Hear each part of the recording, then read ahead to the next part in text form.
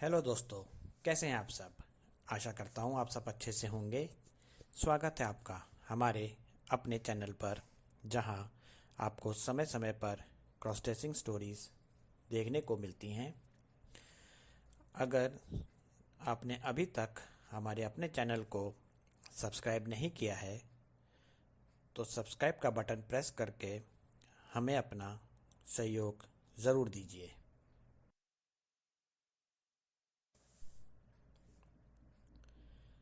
हमारी आज की कहानी पूजा विशाल की लॉकडाउन में क्रॉस ड्रेसिंग का भाग 2 है। जिन दोस्तों ने अभी तक कहानी का पहला भाग नहीं पढ़ा है, वह कहानी का पहला भाग भी ज़रूर पढ़ें। कहानी के पिछले भाग की एक झलक। पूजा को कल्पना से बात करते करते ध्यान नहीं रहा कि विशाल उसके पीछे दुल्हन के रूप में बैठा हुआ था। पूजा की लापरवाही से कल्पना ने विशाल को दुल्हन के रूप में देख लिया था। अब विशाल का क्या होगा। पूजा और विशाल ने अपने अपने रूप बदल कर कैसे अपनी शादी की सालगिरह को मनाया।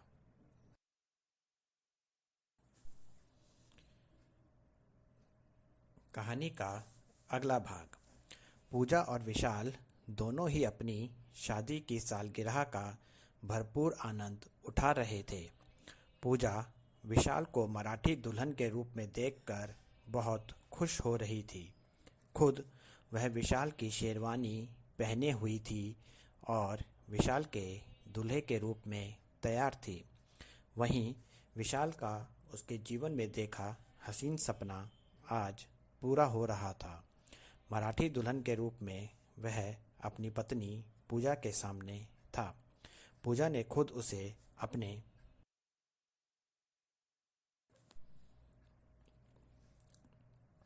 हाथों से यह रूप दिया था और अपनी जिस क्रॉस ड्रेसिंग को वह सबसे छुपाता था, आज पूजा के सामने उसकी वही क्रॉस ड्रेसिंग चाहत पूरी हो रही थी। पूजा विशाल के हुस्न का दीदार वैसे ही करना चाहती थी जैसे एक दूल्हा अपनी दुल्हन का करता है। इसलिए पूजा ने विशाल को एक दुल्हन की तरह घूंघट निकालकर बैठने को कहा।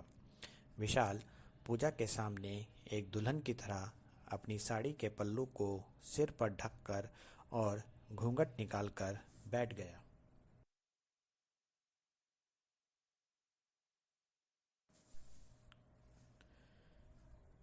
पूजा ने विशाल का घूंघट उठाया और उसके सुंदर रूप की तारीफ की और विशाल की मुंह दिखाई के रूप में उपहार स्वरूप एक गले का हार दिया। विशाल खुशी से भरे इस पल को अपनी मुट्ठी में समेट लेना चाहता था। आज मुंह दिखाई के रूप में उसे अपना पहला उपहार मिल रहा था। वह शर्माता हुआ सा अपनी आंखें नीचे किए हुए बैठा था। पूजा ने विशाल को गले से लगा लिया। उसे ऐसा लग रहा था कि विशाल ने यह सब साज श्रृंगार उसकी खुशी के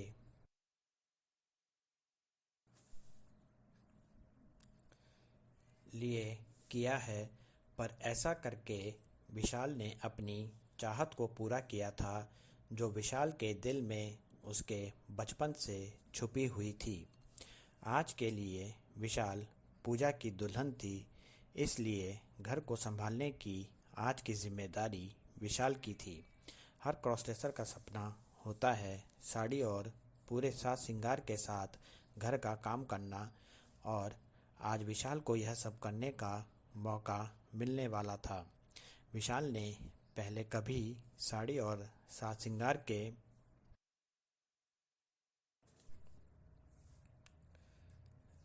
साथ ऐसे घर का काम कभी नहीं किया था। विशाल कभी अपनी साड़ी को संभालता तो कभी अपने हाथों की चूड़ियों को। पूजा विशाल को यह सब करते हुए देख रही थी और मुस्कुरा रही थी। विशाल ने साड़ी पहने हुए ही पूरे श्रृंगार के साथ पहले सारे घर की सफाई की और फिर अपने और पूजा के लिए नाश्ता बनाया। पूजा को विशाल का यह रूप बहुत ही पसंद आ रहा था। घर के सारे काम हो जाने के बाद पूजा विशाल के साथ और भी मस्ती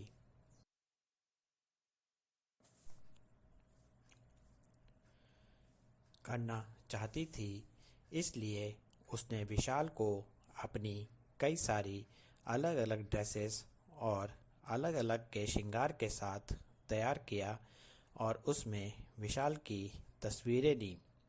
विशाल भी पूरे मज़े के साथ पूजा की एक एक ड्रेस को पहन रहा था और आज अपनी चाहत पूरी करने में कोई कमी नहीं छोड़ना चाहता था, क्योंकि वह जानता था आज के बाद उसे इस तरह से पूजा के सामने अपनी चाहत पूरी करने का मौका फिर नहीं मिलेगा।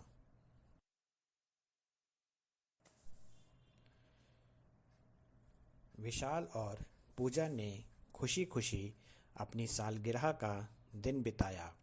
विशाल और पूजा खुश थे और यह मान रहे थे कि इस दिन के राजदार सिर्फ वह दोनों ही हैं, पर कोई और भी था जो इनके इस राज को जानता था और वह थी पूजा की बहन कल्पना।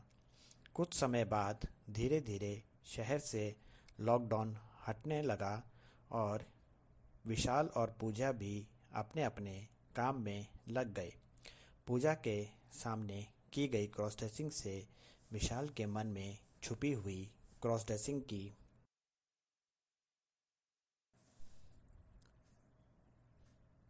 उसकी चाहत अब और बढ़ने लगी थी। वह अपने मन ही मन में यह चाहता था कि उनके बीच ऐसे क्रॉस ड्रेसिंग के और पल आए, लेकिन वह यह बात पूजा से कहने से डर रहा था। अपनी चाहत को पूरा करने के लिए विशाल अब घर पर अकेले में पूजा से छुप छुप कर क्रॉस ड्रेसिंग करने लगा था। कुछ समय बाद पूजा की बहन कल्पना विशाल और पूजा के घर पर रहने आई। इस बार उसका व्यवहार विशाल के प्रति अलग ही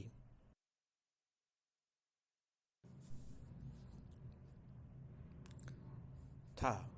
वह विशाल को देखकर मुस्कुराती रहती थी। कल्पना के घर आ जाने से विशाल की छुप छुप कर की गई क्रॉस ड्रेसिंग कम हो गई थी।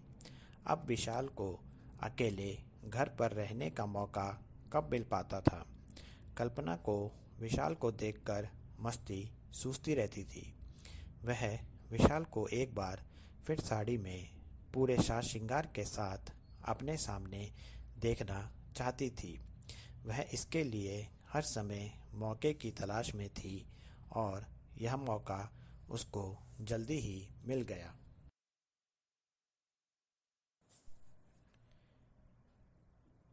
एक दिन विशाल और कल्पना ही घर पर थे। पूजा अपने काम से अपने पार्लर गई हुई थी। विशाल का मन उसे उसकी क्रॉस ड्रेसिंग चाहत को पूरी करने को कह रहा था, क्योंकि पूजा के घर पर न रहने के समय पर वह अपनी क्रॉस ड्रेसिंग चाहत को पूरा किया करता था, परंतु आज उसकी यह चाहत पूरी नहीं हो सकती थी, क्योंकि कल्पना भी घर पर ही थी। विशाल अपनी क्रॉस ड्रेसिंग के हसीन पलों को याद कर रहा था और उन पलों को याद करते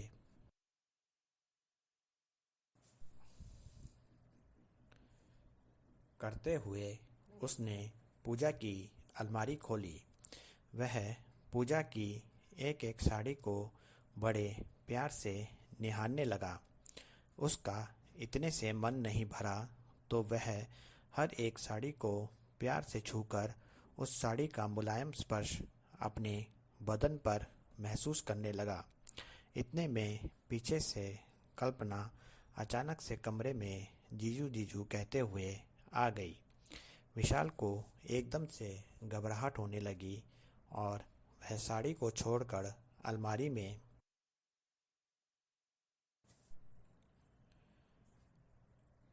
कुछ ढूंढने का बहाना करने लगा। कल्पना ने विशाल की घबराहट को महसूस कर लिया था। कल्पना ने पूजा की अलमारी खुली हुई देखी और विशाल को उसमें कुछ ढूंढते हुए पाया तो विशाल को छेड़ते हुए मजाकिया अंदाज में बोली, जीजू, क्या आज फिर से दीदी की साड़ी पहनने का मन हो रहा है? विशाल अलमारी बंद करते हुए बोला कि वह अलमारी से अपने काम की चीज ढूंढ रहा था, पर जब उसने कल्पना के शब्दों पर गौर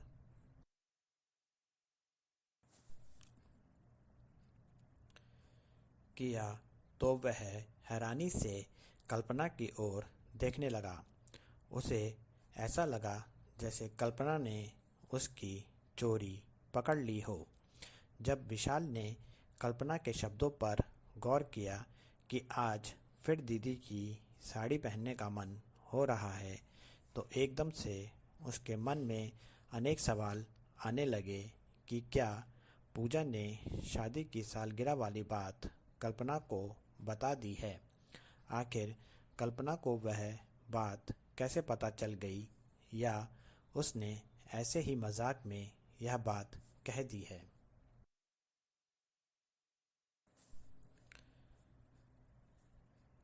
कल्पना और विशाल की क्रॉस ड्रेसिंग के हसीन पलों को देखने के लिए थोड़ा सा इंतज़ार कीजिए और इस कहानी को लाइक और इस कहानी पर कमेंट कीजिएगा।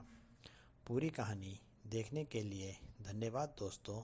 मिलते हैं कहानी के नए भाग के साथ जल्दी ही। आपका अपना नयन भास्कर।